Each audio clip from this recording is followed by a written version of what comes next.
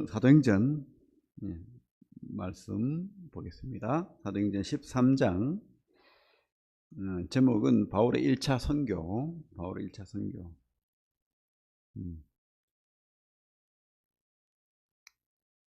그냥 쭉 한번 읽어보려고 합니다. 1차 선교. 바울이 우리 사도행전에는 1차, 2차, 3차까지 있죠. 그죠? 근데 끝난 게 아니죠. 그 뒤에도 있지만은 사도행전 기록이 그렇게 되어 있습니다. 교회의 최대의 사명이 뭡니까? 교회의 사명이 있겠죠? 뭐 여러 가지가 있겠죠. 예배. 좋습니다. 예배 맞습니다. 그죠? 예배. 또 기도. 뭐 다 맞을 수 있죠. 그런데 우리 주님께서 마태복음 끝에 지상 명령을 주셨죠. 내가 분부한 모든 것을 가르쳐 지키게 해라. 그죠?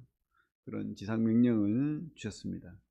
그리고 사도행전 1장 8절에서도 예루살렘과 유대와 사마리아와 땅 끝까지 이르러 내 증인이 되라 명령을 주셨죠. 그래서 우리가 먼저 주님의 증인이 되어야 됩니다. 그렇죠? 예수를 증거하는, 그리고 예수님이 하신, 우리 가르쳐 주신 하나님의 말씀을 또 우리가 전하고 가르쳐야 될 사명이 있습니다. 그래서 교회의 최대의 사명은 선교가 맞죠. 선교. 그죠? 선교. 말씀을 증거하고 가르치고 전하는 그런 선교를 해야 됩니다. 그래야지 생명이 살죠. 하나님 교회가 또, 그죠? 하나님이 뜻대로 교회가 또 생기고, 또 그 교회가 또 사명 감당하는 교회가 되고, 또 하나님 나라가 이루어지는 거죠. 그래서 선교가 맞습니다. 그러면 이 선교는 어떻게 이루어집니까? 이 선교의 시작은 바로 성령의 역사로 된다는 것을 우리가 성경을 통해서 보게 됩니다. 우리 사도행전 13장 1절, 2절, 3절 한번 같이 한번 읽어보겠습니다. 시작. 안디옥 교회에 선지자들과 교사들이 있으니 곧 바나바와 니게르라 하는 시므온과 구레네 사람 루기오와 분봉왕 헤롯의 젖동생 마나인과 및 사울이라.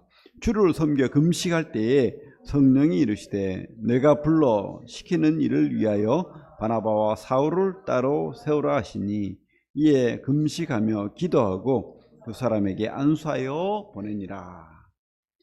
여기서 중요한 것은 성령이 한다는 거예요. 성령의 역사로.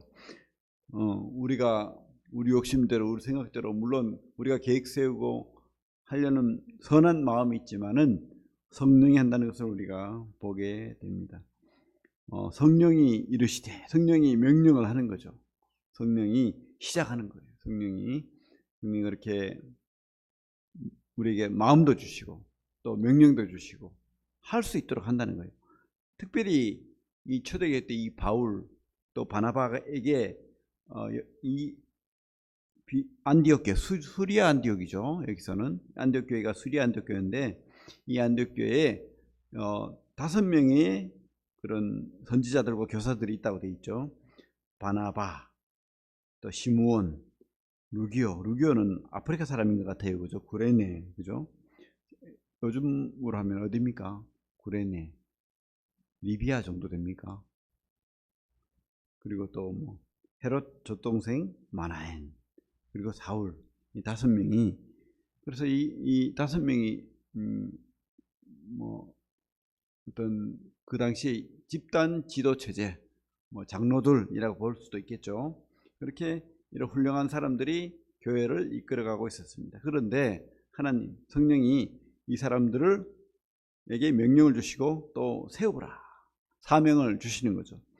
성령이 이르시되 내가 불러 시키는 일을 위하여 바나바와 사울을 따로 세우라, 이렇게 사명을 주시고 그들이 금식 기도하고 두 사람에게 안수하여 보내니라. 그들이 두 사람에게 안수하여 보내니라. 이 교회가 했다고 보는 게 맞겠죠.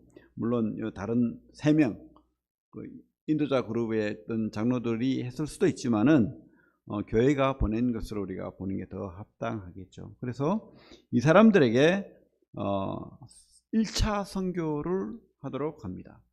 AD 48년에서 50년 1년 반 이상을 선교를 하게 되는데, 그 첫 시작을 이제 금식으로 기도하면서 두 사람에게 안수해서 성령의 명령을 따라서 사명 준 대로 이 두 사람을 보내게 됩니다. 그래서 이 사람들이 첫째로 간 그것이 어디입니까? 바나바의 고향 되는 키프로스, 우리 성경에는 구브로라고 되어 있는데 지중해 터키 밑에 키프로스라는 섬이 있어요. 구브로, 그죠? 그곳으로 바나바의 고향으로 가게 됩니다. 왜? 아마 그렇게 계획을 세웠던 것 같습니다.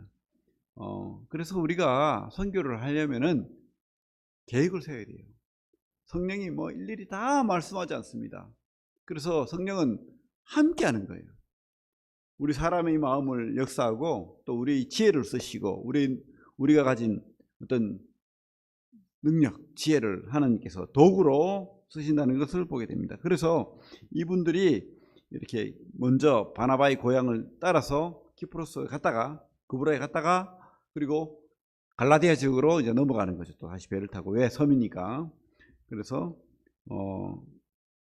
그 뒤에 13절에 보면 바울과 및 동행하는 사람들이 바보에서 배 타고, 바보는 이제 키프로스 섬에 있는 그죠?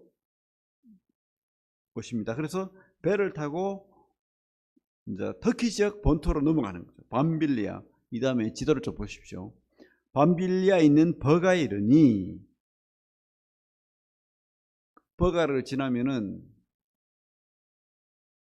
타이루스 산맥이 탁 버티고 있어요. 3,300m. 우리 백두산이 2,770m입니까? 근데 백두산은 산 하나잖아요. 물론 뭐 큰 산맥, 장백산맥이라고 하죠. 큰 산맥이 있지만 이 타이루스 산맥은 더 커요. 비교가 안 돼요. 훨씬 더 큰 산맥이 봉우리가 3개나 돼요. 넘어가기 너무 힘들겠죠. 그러니까 마가 요한이라고 하죠. 우리 마가복음 끝에 가면 그 주님을 잡으러 온 그 제자들과 주님이 있는 곳에 군사들이 주님을 잡으러 오잖아요. 그때 그리고 이 도망간 이력이 또 여기서 나오는 거예요. 그죠? 한 번 도망가면 또 두 번째 도망가는 것 같아요. 이때도 마가 요한은 그들에게서 떠나 노인네 둘 놔두고 그 짐을 다 던져버리고 도망갔다고 성경은 되어 있습니다. 그러니까 이 바울이 화가 난 것 같아요. 그래서 마가 요한은 그들에게서 떠나 예루살렘으로 돌아가고 되어 있죠. 우리가 그 뒤에 보면 이제 버가에서 비시디 안디옥, 또 이고니온, 루스드라, 더베, 이렇게 세 지역을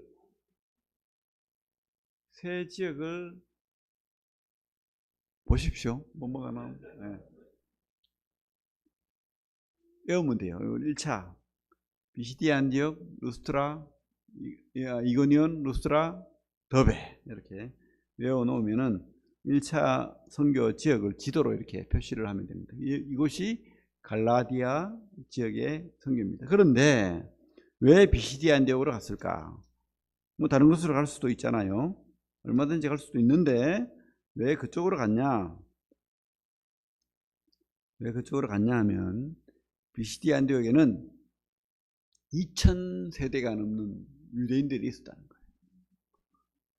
그래서 이 처음 전도할 때 보면 회당 전도를 합니다. 유대인들이 성전 예배를 드릴 수가 없잖아요. 성전이 해파되어 있으니까. 그래서 디아스포라 유대인들이 각 지역에 남자 10명 이상만 되면 회당을 세웁니다. 그래서 회당에서 기도도 하고 말씀도 배우고 그죠? 그들의 문화, 예배도 드리고 그렇게 했다는 거예요. 그래서 이 회당에 가면 유대인들이 있어요. 유대인들이. 특별히 비시디 안디옥에는 너무 많은 유대인들이 있는 거예요. 2000세대가 넘는. 그죠? 큰 도시. 뭐 다른 도시도 있는데 거기에는 버가가 더 큰 도시일 수도 있어요, 사실은. 그런데 버가를 더 나아가서 비시디아 안디옥으로 갔다는 거예요. 비시디아 안디옥. 비시디아 안디옥에 이르러 안식일에 회당에 들어가 앉으니라. 그죠? 그래서 우리 15절에 같이 한번 읽어볼까요? 15절 시작. 율법과 선지자의 글을 읽은 후에 회당장 사람들이 사람을 보내어 물어 이르되 형제들아 만일 백성을 권할 말이 있거든 말하라 하니 설교를 했다는 거예요. 율법과 선지자의 글을 읽은 후에. 지금과 똑같아요. 저도 이렇게 읽잖아요. 말씀을 읽고 하나님의 말씀이 어떠한 뜻인지 알려주는 것처럼 회당에서 이렇게 말씀을 읽고 설교를 하는 거예요. 우리 주님도 이사야 61장을 가지고 했잖아요. 똑같습니다. 이렇게 아마 이 랍비라면 바리새인, 랍비라면 랍비 선생이라는 뜻입니다. 바리새인, 그러니까 하나님의 말씀을 많이 배운 교사들, 율법 교사들, 그런 사람들에게는 설교할 수 있는, 회당에서 설교할 수 있는 특혜를 주는 거예요. 그러니까 이 바울이 유대인으로서, 바리새인으로서 특별히 학식이 많은 랍비라는 것을 알고 있었던 거예요. 그래서 미리 이렇게 언지를 주고 눈짓을 미리 계획을 세우고 눈짓을 줬다고 볼 수가 있겠죠. 그래서 바울에게 이렇게 기회를 주는 거예요. 바울이 일어나 손짓하며 말하되, 그죠? 16절에 나오죠. 손짓하며 말하되. 그러면서 쭉 설교를 하게 되는데, 여러분, 먼저 우리가 선교는 성령으로 한다고 했죠. 근데 두 번째는 선교는요, 성경으로 하는 거예요. 성경으로. 바울의 베드로도 그렇고 스데반도 그렇고 바울도 그렇고 이렇게 성경의 박사예요. 성경을 전하지 않고 우리가 전할 게 뭐가 있겠어요? 그죠? 그래서 이 바울도 이 유대인들에게 성경을 가지고 쭉 이야기를 하게 됩니다. 그래서 바울이 일어나 손짓하며 말하되 이스라엘 사람들과 및 하나님을 경외하는 사람들아. 여기 두 종류의 사람들이 나오죠. 유대인들이 있고, 왜? 유대인들이 워낙 많으니까 회당. 근데 이 회당에도 이방인들이 유대인들처럼 하나님을 믿는 이방인들이 있었다. 근데 유대인들은 그 사람들을 좀 개취급합니다. 그죠? 그러나 그래도 하나님 믿겠다고 이 회당에 꾸역꾸역 오는 사람들이 있었다는 거예요. 구경꾼처럼 저 뒤에 앉아가지고 유대인들은 앞에서 딱 앉고, 그 사람들에게 바울은 차별하지 않고 이스라엘 사람들과 및 하나님을 경외하는 사람들아 들으라, 이렇게 이제 선포하는 거죠. 그러면서 이스라엘 백성이 하나님이 우리 조상들을 택하시고 애굽 땅에서 나그네된 백성들을 높여 큰 권능으로 인도하여내서, 이러면서 이제 성경의 역사를 쭉 이야기하는 거예요. 성경의 역사를. 어디부터 이야기합니까? 여러분 눈치채셨습니까? 창세기 몇 장부터 이야기하는 거죠? 네? 인류 일반 역사는 창세기 1장부터 11장까지. 12장부터 아브라함을 불러내셔서 하나님의 나라 이스라엘을 세웠잖아요. 그러니까 이제 창세기 12장부터 하나님께서 이 바울이 성경을 가지고 이야기하는 거죠. 우리 조상들을 택하시고, 누굽니까? 아브라함, 이삭, 야곱, 요셉, 그 다음에 출애굽으로 넘어간 모세까지. 그죠? 그래서 모세를 통해서 출애굽을 했다, 이렇게 선포하는 거예요. 짧게 요약하는 거죠, 사실은. 우리 조상들을 택하시고 애굽 땅에서 나그네된 백성들을 높여 그 큰 권능으로 인도하여내사, 출애굽 이야기하는 거죠, 모세를 통해서. 그리고 그래서 창조 시대, 모세 시대를 지나서 바로 사사시대를 이야기하는 거죠. 18절에 광야에서 40년 광야 생활을 출애굽 광야 생활을 거쳐서 이제 가나안 땅으로 들어가죠. 40년간 믿지 않는 정탐꾼 사건을 통해서 믿지 않는 1세대가 죽고 2세대가 가나안 땅으로 들어갑니다. 그래서 450년간 19절에 450년간이라 그 후에 선지자 사무엘 때까지 사사를 주셨더니 사사시대 왕이 없던 사사시대를 이야기하는 거죠. 그 다음에 21절에 가면 왕을 구하거늘 그죠? 그래서 왕정시대로 넘어가는 그때에 사무엘, 사울, 다윗을 통해서 이제 하나님이 세운 왕, 모델왕 다윗, 그죠? 그런데 22절 한번 읽어볼까요? 22절, 23절 한번 읽어보겠습니다. 시작. 패하시고 다윗을 왕으로 세우시고 증언하여 이르시되 내가 이새의 아들 다윗을 만나니 내 마음에 맞는 사람이라 내 뜻을 다 이루리라 하시더니 하나님이 약속하신 대로 이 사람의 후손에서 이스라엘을 위하여 구주를 세우셨으니 곧 예수라. 그래요. 하나님이 아브라함에게 언약을 맺었죠. 그죠? 그래서 내 씨로 말미암아 만민이 복을 얻겠다. 그 약속을 하셨죠. 그래서 마태복음에 뭐라고 되어 있죠? 아브라함과 다윗의 우선 예수 그리스도의 세계라. 그죠? 그래서 약속, 아브라함의 언약, 그 다음에 다윗의 언약. 그래서 다윗의 후손으로 오시는. 그래서 그 당시의 사람들은 다윗의 후손이라면 메시아를 얘기하는 거예요. 다윗의 후손. 기다렸다는 거예요. 근데 유대인들이 기다렸던 것은 지금 이 바울이 이 유대인들에게 선포하는 것은 그거예요. 너희들이 기다리는 그 하나님 나라 메시아는 바로 그냥 이스라엘만을 위한 메시아인데 그렇지 않다는 거예요. 그 뒤를 쭉 이야기하는 것은 너희들이 기다리는 그 메시아가 아니라는 거예요. 그죠? 그분은 만민에게 복을 주는 그런 메시아. 우리 여기 손을 놓고 사무엘하 우리 한번 다윗의 언약을 한번 보죠. 하나님 준. 아이고.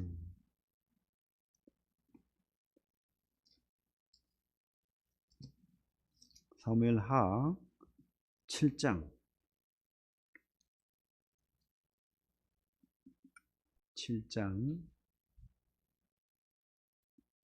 다윗이 하나님을 위하여 성전을 건축하겠다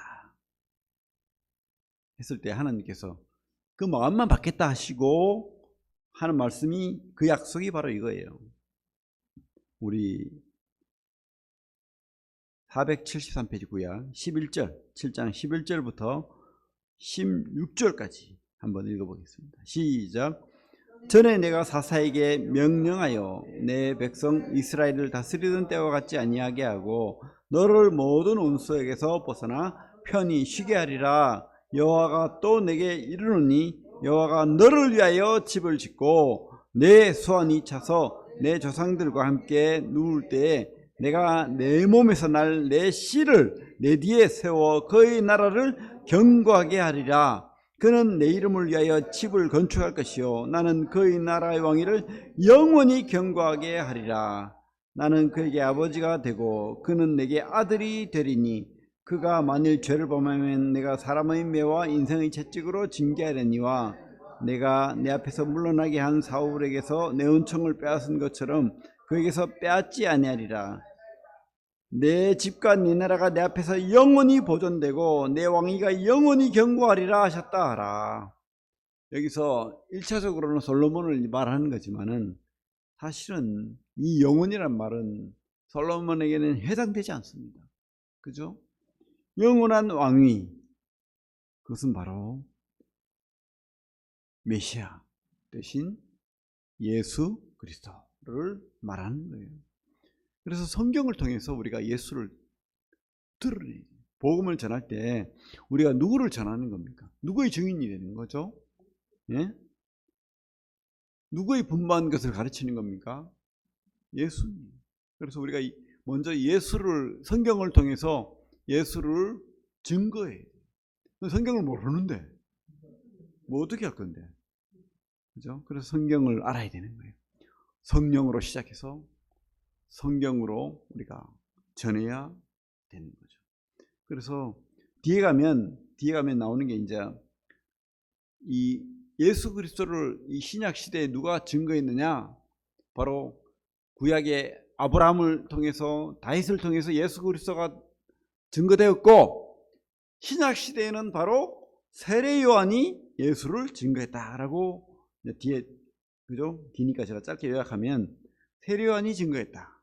그리고 또 그 예수는 구원하시기 위해서 왔다. 그러면서 또 신약에 구약에 있는 그 예수에 대한 그 예언들, 시편 2편이라든지 10편, 16편이라 시편이 많아요, 그죠? 뭐 물론 시편 유명한 22편에는 더 많죠. 이런 그 시편의 예언들을 또 예를 들어서 설명을 하고 있습니다. 그래서 그 메시아가 이 땅에 오셨고, 그분이 하나님의 뜻을 따라서 죽으셨다라고 말하는 거예요. 근데 죽으신 것으로 끝나지 않고 바로 부활했다. 그래서 이 바울은요, 부활을 길게 증명하고 있어요. 여러분, 죽은 예수만 잘하면 안 됩니다. 사망을 이기신 그 분이 메시아인 거예요.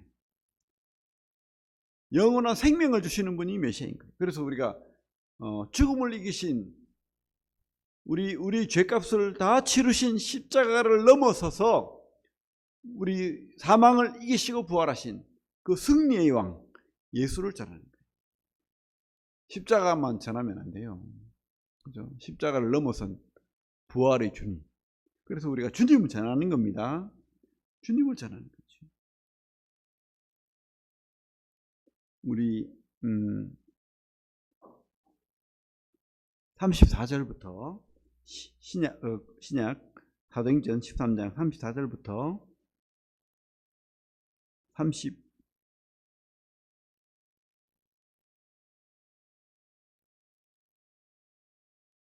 39절까지, 34절부터 39절까지 읽겠습니다. 시작.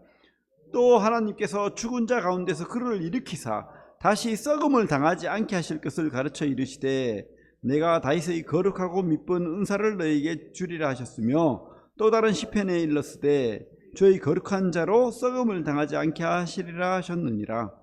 다윗은 당시에 하나님의 뜻을 따라 섬기다가 잠들어 그 조상들과 함께 묻혀 썩음을 당하였으되, 하나님께 살리신 이는 썩음을 당하지 아니하셨나니, 그러므로 형제들아, 너희가 할 것은 이 사람을 힘입어 죄사함을 너희에게 전하는 이것이며, 또 모세 율법으로 너희가 어렵다 하심을 얻지 못하던 모든 일에도 이 사람을 힘입어 믿는 자마다 어렵다 하심을 얻는 이것이니라. 그래서 다윗은, 그죠? 썩음을 당치 않겠다고 약속을 받았는데 다윗은 썩었다는 거예요. 그러면 이것이 다윗에게 해당되는 말입니까? 아니면 우리 주님에게 해당되는 말입니까? 바로 다윗에게 한 그 예언이 사실은 예수 그리스도, 부활하신 주님, 그죠? 그분은 썩지 않고 부활했다. 그래서 그분이 죄를 이겼다. 죄값을 다 치르시고, 죄를 이기시고, 죽음을 이기시고 부활하신 그분 때문에 우리가 어렵다함을 얻는다. 이렇게 바울이 성경을 가지고 복음을 전하고 있는 거예요. 우리가 성경을 알아야 되겠죠. 그리고 성경의 많은 예언들이 바로 우리 주님에 대한 예언이다. 이것을 전하는 겁니다. 주님이 이 땅에 죽으시러 온 거예요.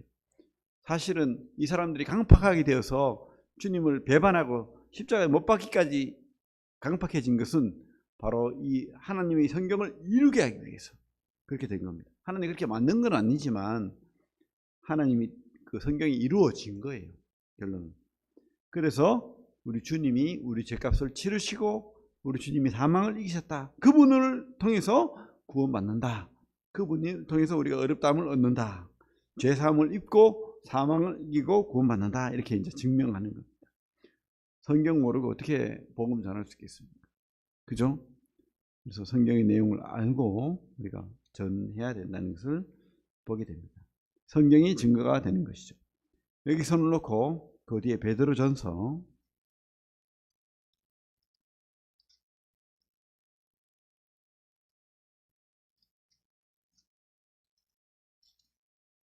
3장 15절, 신약 381페이지, 베드로전서 3장 15절 같이 한번 읽어보겠습니다. 381페이지입니다. 베드로전서 3장 15절 시작. 너희 마음에 그리스도를 주로 삼아 거룩하게 하고 너희 속에 있는 소망에 관한 이유를 묻는 자에게는 대답할 것을 항상 준비하되 온유와 두려움으로 하고. 그래요. 우리가 그리스도를 주로 삼아서 거룩하게 하고, 그죠? 우리가 소망에 관한 이유를 묻는 자에게 우리가 대답할 것을 항상 준비해야 되겠죠. 그죠? 성경을 외우지 않고 성경 내용도 모르고 어떻게 우리가 예수를 도출하고 이야기하겠어요? 구약에 창세기부터 우리가 아담 이후로 떠난 죄인을 위해서 가죽 옷을 입혀주신 하나님, 그죠? 아브라함을 통해 약속하신 하나님, 다윗을 통해서 약속하신 하나님, 시편을 통해서 계속해서 예언한 그 메시아에 대한 예언들 우리가 전해야 되겠죠. 그분이 바로 예수 그리스도다. 이사야 53장, 그죠? 예레미야 2장 13절 이런 것들을 통해서 우리가 하나님께 나아갈 수 없는데 우리 주님 때문에 우리가 구원받는다는 것을 성경을 통해서 우리가 준비하고 온유함과 두려움으로 이렇게 전할 수 있어야 된다고 확신합니다. 그래서 우리가 이제 이렇게 성령으로 시작해서 성경으로 증거하고, 그리고 다시 사도행전으로 넘어오면 각 지역에 다니면서 이제 교회를 세우는 거예요. 교회를 세우고 장로를 세우고, 그리고 그곳에다가 우리 성도들을 맡기는 거예요. 우리 14장 21절부터 23절까지 한번 읽어보겠습니다. 14장 21절부터 23절 사도행전 212페이지입니다. 시작. 복음을 그 성에서 전하여 많은 사람을 제자로 삼고 루스드라와 이고니온과 안디옥으로 돌아가서 제자들의 마음을 굳게 하여 이 믿음에 머물러 있으라 권하고, 또 우리가 하나님의 나라에 들어가려면 많은 환난을 겪어야 할 것이라 하고 각 교회에서 장로들을 택하여 금식 기도하며 그들이 믿는 주께 그들을 위탁하고. 각 교회 장로들을 택하여 금식 기도하며 그들이 믿는 주께 그들을 위탁하고. 그죠? 그들이 누굽니까? 제자들이겠죠. 아니면 바울과 바나바일 수도 있어요, 사실은. 어쨌든 그 일꾼들에게 성도들을 맡겼다는 거예요. 일꾼들에게 성도들을 맡겼다. 그래서 교회가 이렇게 어떤 역할을 해야 됩니까? 모이고 훈련받고 또 성령으로 보내는, 복음을 전하는 그런 역할을 또 감당하는 거예요. 모여서 훈련받고 예배하고 또 복음 전하고 보내는, 그죠? 그렇게 하는 것이 우리 교회의 사명입니다. 그래서 성경으로 시작하고 또 성경을 통해서 복음을 전하고 또 교회로 다시 모이는 거예요. 그리고 다시 보내는 교회가 되는 겁니다. 그런데 우리가 복음 전할 때요, 꼭 전해야 될 게 바로 죄예요, 죄. 응? 죄를 깨닫게 해야 됩니다. 죄인 것을 모르고 그런 사람한테 죄 없이 시험을 받는 복음을 어떻게 전합니까? 죄를 모르는데, 그죠? 그래서 우리가 굶어 죽게 된 사람한테는 먹을 것을 줘야 되고, 그죠? 죄 때문에 지옥 갈 사람에게는, 그죠?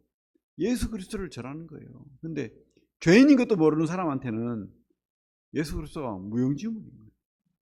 무용지물. 그래서 우리가 우리가 얼마나 하나님을 떠난 지옥 갈 수밖에 없는 죄인인가를 우리가 전해야 됩니다. 나는 죄 안 지었어요. 물론 그죠? 죄 경중은 다 있어요. 어떤 사람은 많이 짓고 어떤 사람은 나는 착해요. 법도 없이 살 사람입니다. 이렇게 할 수 있는데, 그러니까 성경을 또 전해야 되는 거예요. 성경은 하나님을 떠난 자들은 다 죄인이다. 아담 안에서 씨가 죄인이라는 거예요. 씨가. 그래서 우리 속에는 깨끗한 것이 없다는 것을 알려줘야 돼. 깨닫게 해야 돼. 아담 안에서 다 죄인이라는 거. 그죠? 그런데 또 다른 마지막 아담이 이 땅에 오셨다. 아담 안에서 죄인일 수밖에 없는데, 하나님을 모르고 떠나고 믿지 않았는데 또 다른 마지막 아담이 오셨다. 그 예수 안에서 우리가 구원받는다. 이거 전해야 되는 거죠. 그래서 구원은 예수 하나밖에 없다. 이 죄는 예수님만으로 해결될 수 있다. 그렇게 전해야 되는 거예요. 그렇게 복음을 전하면 되겠습니다. 죄 사함 받는 구원, 복음. 기쁜 소식이죠. 기쁜 소식. 진짜 죄인인 걸 깨닫는 사람에게만 기쁜 소식입니다. 복음이란 말은 기쁜 소식인데, 죄를 안 깨닫는 사람들은요, 내가 지옥 갈 그런 절망적인 상태를 깨닫지 못하는 사람한테는 기쁜 소식이 아니에요. 그냥 공짜로 누가 껌 하나 주는 것 같아요. 껌값인 거예요. 그렇게 되면 안 됩니다. 그죠? 그 구원이 아닐 수도 있습니다. 진짜 구원을 전해야 됩니다. 자, 우리 로마서 3장 보겠습니다. 로마서